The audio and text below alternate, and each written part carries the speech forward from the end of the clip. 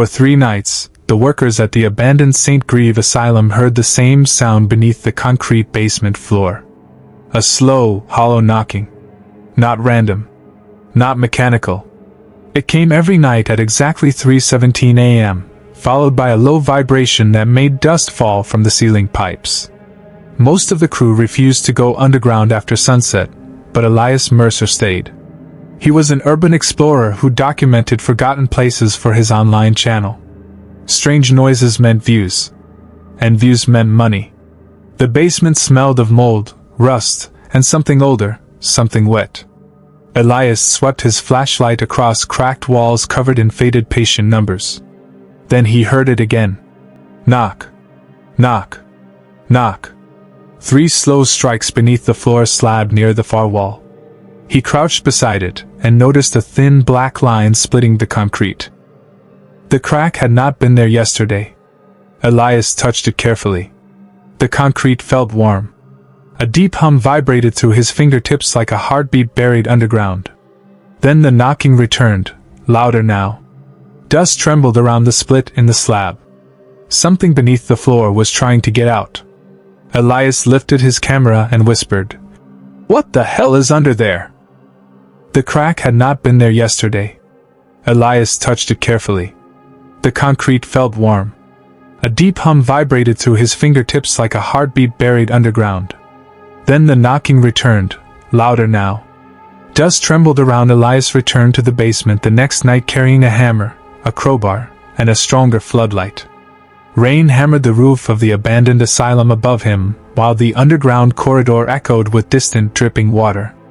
The knocking had already started before he even reached the basement stairs. 3 knocks. Pause. 3 more. Always the same rhythm. The crack in the slab had widened overnight, stretching nearly 6 feet across the floor like a wound opening in the concrete. Strange black moisture leaked from inside it, thick as oil and smelling faintly of rotten flowers. He set up his camera and aimed the light directly at the fracture. The moment the beam touched it, the knocking stopped. Silence swallowed the room completely. Elias stared at the crack, feeling pressure build inside his ears. Then, very softly, he heard whispering beneath the floor. Not one voice. Hundreds. The split in the slab. Something beneath the floor was trying to get out. Elias lifted his camera and whispered, "What the hell is under there?" Elias forced the crowbar into the crack and pushed downward. The slab groaned violently. Chunks of concrete snapped apart, revealing darkness beneath. Not dirt. Not stone. Empty space. A hidden chamber. Warm air drifted upward carrying the smell of decay. His flashlight revealed a narrow staircase descending far below the asylum foundation. Ancient symbols covered the walls below, scratched deeply into the stone like claw marks. Then his camera screen flickered. Behind Elias, just for a second, a tall pale figure appeared reflected in the darkness. Standing motionless at the far end of the basement hallway. Watching him. Elias spun around instantly, raising the flashlight toward the hallway. The pale figure was gone. Only darkness remained beyond the rusted pipes and broken wheelchairs lining the corridor. His breathing became uneven as he replayed the camera footage. For 2 frames, the figure clearly stood there, unnaturally tall, skin stretched smooth across a thin body, no visible eyes, no mouth. Just a blank white face staring directly at him. Then static swallowed the image. Most people would have run. Elias didn't. Curiosity had already infected him. He aimed the camera toward the staircase beneath the broken slab and began descending into the hidden chamber. The deeper he went, the warmer the air became. The stone steps were ancient, far older than the asylum above. Strange symbols covered every wall, spiraling downward endlessly like instructions written in a forgotten language. Halfway down, Elias noticed scratches carved into the stone beside him. Not symbols this time. Words. Repeated over and over again. "Do not let it hear you." The staircase finally opened into a massive underground chamber hidden beneath the asylum foundation. The room was impossible. Its ceiling stretched far beyond the flashlight's reach, disappearing into darkness like a cave beneath the earth itself. In the center stood a giant black slab of stone taller than a building, perfectly smooth except for one enormous crack running through its middle. A deep red glow pulsed slowly from inside it, like something alive breathing beneath the rock. Then the whispers returned. Louder now. Hundreds of voices speaking together in perfect harmony. "It is waking up." Elias could barely move. The whispers echoed through the underground chamber from every direction at once, vibrating through the stone floor beneath his boots. His flashlight trembled in his hand as he slowly approached the giant black slab. The crack running through its center pulsed with deep crimson light, expanding slightly with every strange heartbeat echoing inside the chamber. The air felt wrong here, heavy, almost liquid. Breathing became difficult the closer he got. Then he noticed something near the base of the slab. Old recording equipment. Rusted microphones. Broken reels. Dust-covered cameras from decades ago. Someone had studied this place long before him.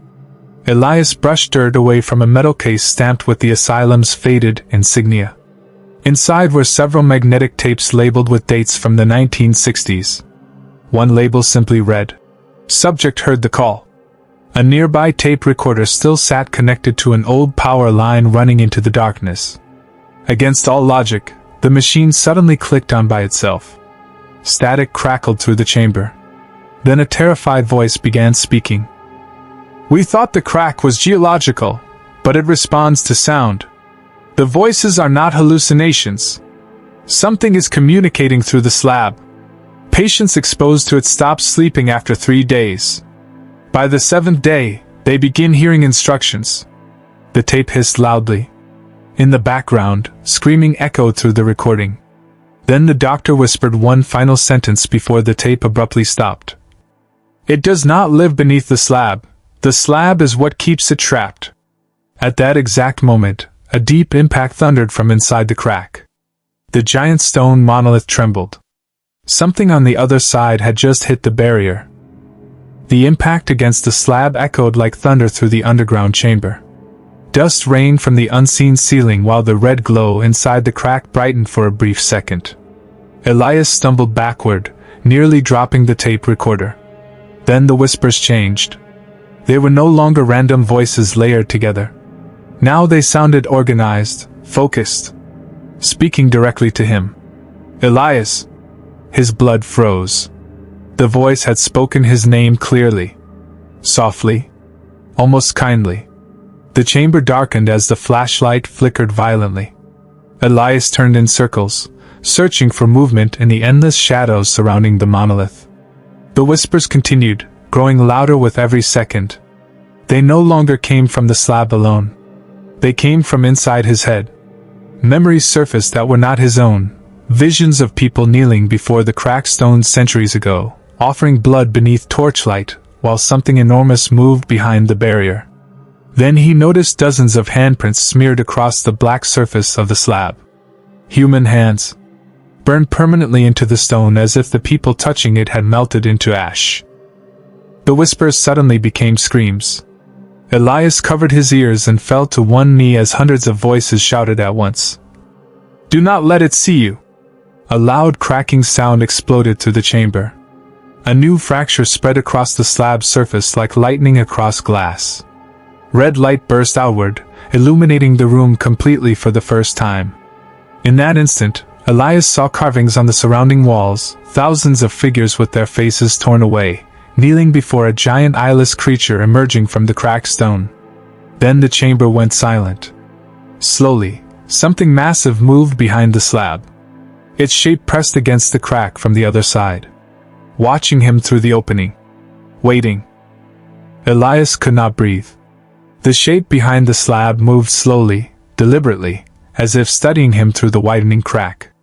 Though no eyes were visible, he felt watched in a way deeper than sight itself. The red glow leaking from the fracture pulsed across the chamber walls, revealing more ancient carvings hidden beneath layers of dust. Entire civilizations had gathered around the monolith across thousands of years. Some worshipped it. Others tried desperately to destroy it. None survived. His camera continued recording beside him on the stone floor. The screen flickered with heavy static until strange symbols began appearing across the display by themselves. Elias stared in horror as the symbols rearranged into English words. "It knows you now." Suddenly the tape recorder activated again. But this time, the voice speaking was not the terrified doctor from before. It sounded calm, cold, ancient. "The slab weakens every cycle. The thing behind it learns by listening. It copies voices, memories, faces. If the crack fully opens, it will wear us like skin." A low grinding noise echoed across the chamber. Elias looked up just as part of the slab split wider with a deafening crack. Something pale slowly emerged from the opening, not fully, only a face pressing outward from inside the stone itself. Smooth white skin. No eyes. No mouth. Yet somehow smiling. The surface of the slab stretched around it like liquid flesh. Elias backed away in terror, but the face suddenly changed. Its blank features twisted and reshaped themselves into his own face staring back at him from the crack. Same eyes. Same scars. Same terrified expression. Then his double whispered softly from inside the stone. "You already opened the door." Behind the creature, countless human screams echoed from the darkness beyond the slab. Elias stumbled backward across the chamber floor, unable to look away from the face emerging through the crack. His own face stared back at him from inside the slab, pale and distorted beneath the pulsing red light. Every movement he made, the duplicate copied a second too late, like a reflection struggling to imitate reality.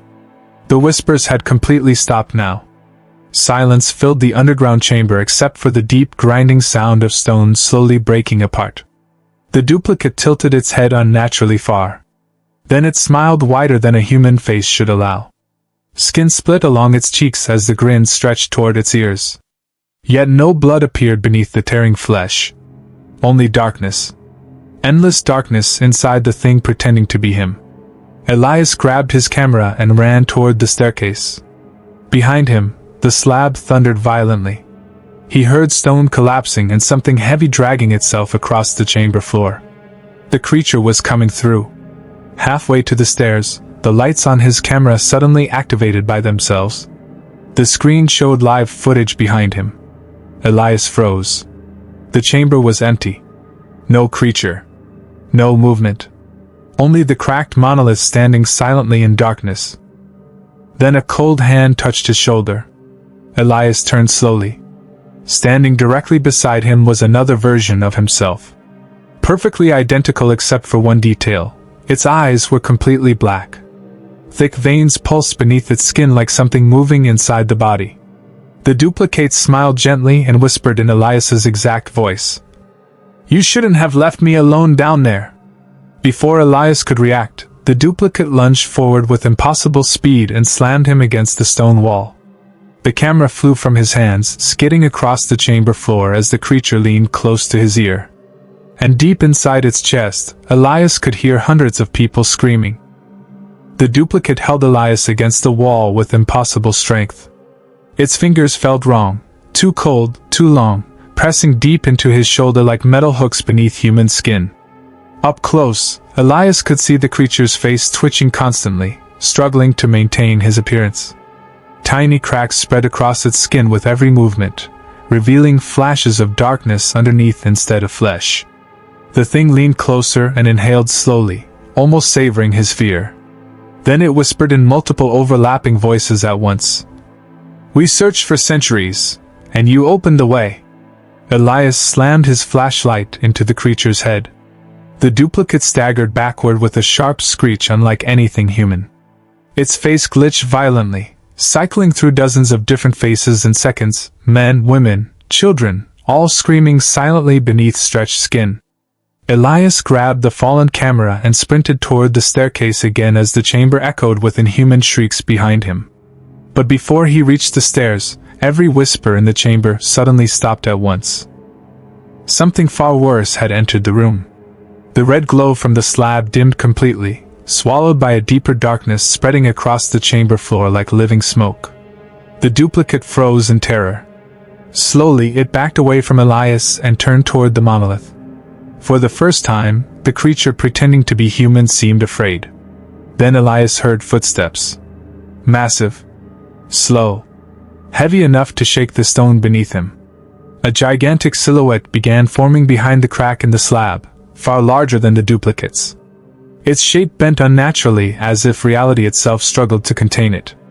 Long arms dragged across the floor inside the stone prison. The duplicate fell to its knees immediately. And from deep within the slab, a voice older than language itself spoke one sentence that made the entire chamber tremble. "The gate is weakening." The chamber shook violently as cracks spread across the walls and ceiling above Elias. Pebbles and dust rained onto the stone floor while the enormous silhouette behind the slab slowly pressed closer to the widening fracture. The duplicate remained kneeling, trembling like a terrified servant before its master. Elias realized the creatures escaping through the crack were not the true horror. They were only fragments, scouts sent ahead by whatever existed behind the monolith. The ancient voice echoed again through the underground chamber, vibrating inside Elias's skull rather than through the air itself. "Open fully, and become eternal." Pain exploded behind Elias's eyes. Visions flooded his mind, entire cities consumed by darkness, oceans turning black beneath red skies, faceless creatures walking through crowds wearing stolen human bodies. He saw civilizations across history discovering the slab beneath mountains, temples, forests, always sealing it again before the thing behind it fully emerged. Saint Grieve Asylum had simply been built over the latest prison. Then Elias noticed something hidden beside the staircase. A rusted emergency generator connected to massive iron cables running directly into the monolith. The doctors had not been studying the slab. They had been containing it. Elias sprinted toward the generator while the duplicate screamed behind him. The machine still hummed weakly, powered by ancient fuel tanks hidden in the wall. Attached beside it was a faded warning painted in red letters. "Power maintained seal." Before Elias could react, the lights connected to the generator suddenly died one by one. Sparks burst from the cables. The hum stopped completely. The entire chamber fell silent. Then the crack in the slab slowly widened with a deafening roar, and a colossal black hand began reaching through from the other side. The enormous hand forced itself through the widening fracture with a sound like mountains breaking apart. Its surface was darker than shadow itself, absorbing the red glow around it. Long fingers scraped across the stone floor, leaving deep trenches in solid rock. Elias staggered backward as freezing air rushed from the crack, carrying thousands of faint whispers that blended into a single horrifying sound: laughter. The duplicate rose from its knees and turned toward Elias again, but now its body was changing rapidly. Bones snapped beneath the skin. Its limbs stretched unnaturally long while its jaw split open vertically down the center of its face. Yet it still wore Elias's eyes. "You cannot stop it now," the creature hissed. "The slab only delays the hunger." The giant hand suddenly slammed against the chamber floor. The impact shattered pillars around the monolith and sent shockwaves through the underground ruins. Elias barely avoided falling into a widening crack splitting across the stone beneath him. Above, the ceiling continued collapsing. The entire asylum was coming down. Then the colossal fingers began feeling blindly across the chamber, searching. Elias grabbed the old tape recorder and sprinted toward the staircase, but halfway there he noticed something impossible carved into the wall beside him. Fresh markings. Not ancient ones. These had been scratched recently into the stone by bloody human fingers. "It hears through fear." The whispers around him grew louder instantly. Elias realized the truth too late. Every terrified thought, every panic-filled heartbeat, was guiding the entity toward him like a beacon in darkness. The massive hand stopped moving. Slowly, one gigantic finger pointed directly at Elias from across the chamber. Then the ancient voice thundered again from inside the slab. "Found you." The moment the entity pointed at him, every whisper in the chamber stopped completely. Silence crushed the air like pressure deep underwater. Elias felt his chest tighten as the colossal hand slowly dragged itself farther through the crack. The stone slab groaned violently around it, barely holding together. Then Elias heard footsteps behind him. Not the duplicate this time. Human footsteps. Weak. Uneven. He turned and saw an old man emerging from the shadows near the staircase, wearing a torn Saint Grieve doctor's coat covered in dust and dried blood. One of his eyes was missing, replaced by a black hollow socket. Yet somehow he was alive. "You still have time," the old doctor whispered urgently. "It cannot cross completely unless someone listens to it willingly." Elias stared in disbelief. "What is that thing?" The old man glanced fearfully toward the slab before answering. "We never learned its real name. Every culture called it something different. The Hollow King. The man beneath. The listener in stone. It survives by entering minds first, then bodies." Behind them, the duplicate screamed as its flesh began melting into black smoke beneath the entity's presence. The doctor pulled a rusted revolver from inside his coat and handed Elias a single bullet carved with strange symbols. "We discovered one weakness," he said. "The slab feeds on sound, but silence weakens the gate. Years ago we almost sealed it permanently." Another violent impact shook the chamber. The crack widened further, revealing part of a gigantic eyeless face behind the slab. Elias felt his mind bending just from looking at it. Memories no longer felt stable. He could not remember how long he had been underground.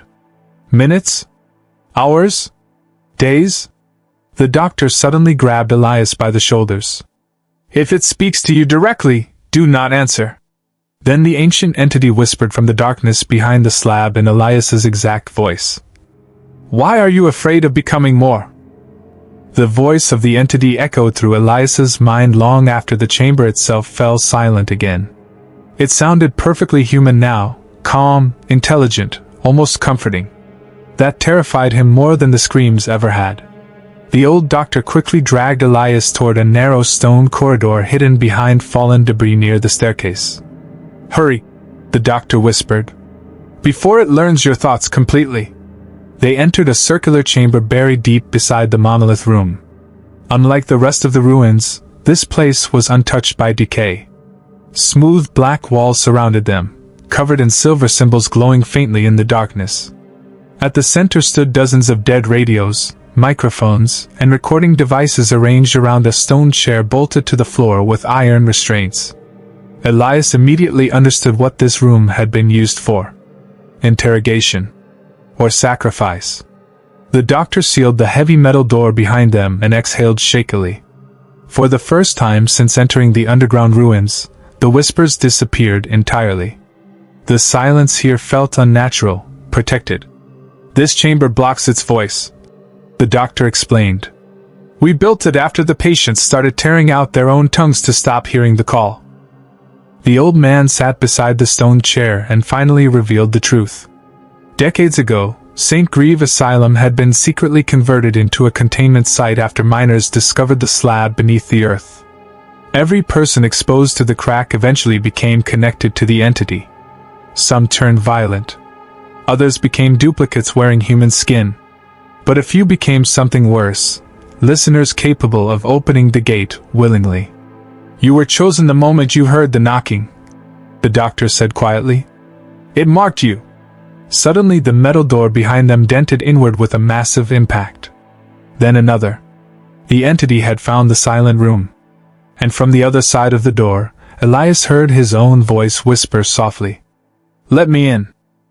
Another impact slammed against the door. Metal bent inward farther this time, forming the shape of enormous fingers pressing through from outside. Yet the voice remained soft and patient. "You're lonely, Elias. You know that.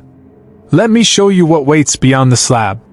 Suddenly Elias saw flashes inside his mind, and possible visions of endless black oceans beneath crimson skies, towering cities carved inside living mountains, billions of faceless beings kneeling before the colossal entity. And at the center of it all, another version of himself standing beside the throne-like monolith smiling peacefully. For one horrifying second, the visions felt beautiful. The doctor noticed Elias lowering the gun slightly. "It's inside your mind now," he warned desperately. "Listen carefully. The slab is not a prison for the creature." A final impact shook the chamber violently. Cracks spread across the metal door. "It's a doorway." Then silence fell outside completely. No whispers. No impacts. Nothing. And somehow, that silence felt far more terrifying than the noise. The silence outside the chamber stretched endlessly. Elias could hear only his own heartbeat and the faint electrical hum of the silver symbols glowing around the walls. The old doctor slowly stepped away from the door, his expression pale with dread. "That means it's listening," he whispered. Elias tightened his grip on the revolver, trying to steady his breathing. But the visions inside his head were growing stronger. He could still see the impossible world beyond the slab, endless dark towers beneath red stars, oceans moving like living flesh, enormous faceless beings bowing before something vast hidden in the sky. And somewhere among them stood another Elias smiling calmly, untouched by fear. Then the voice returned. Not from outside the room. From inside his own mind. "You were never meant to fear us." Elias dropped to one knee as pain shot through his skull. Memories began slipping away from him piece by piece. His childhood home. His mother's face. Even his own voice sounded unfamiliar now. The entity was hollowing him out from the inside, making space for something else. The old doctor grabbed Elias and forced a strange carved bullet into his hand. "There's only one way left," he said. "The doorway needs a listener to stay open. Destroy the listener, and the gate collapses." Elias stared at the bullet. Ancient symbols spiraled across its surface like moving veins. "You mean me?" he whispered. The doctor said nothing. A low crack suddenly echoed through the room. One of the silver symbols on the wall shattered and went dark. Then another. The protective barrier was failing. Black liquid slowly began leaking beneath the metal door. And within the dark reflection on the floor, Elias saw his duplicate staring back at him, smiling with completely black eyes. "You can end the fear," the duplicate whispered from the liquid shadow.